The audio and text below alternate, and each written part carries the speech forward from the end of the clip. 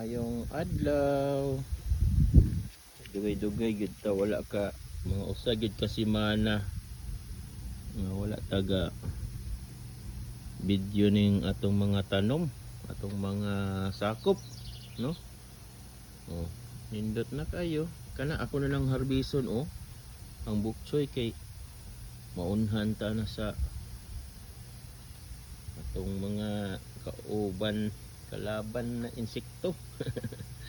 Atong nang harbison.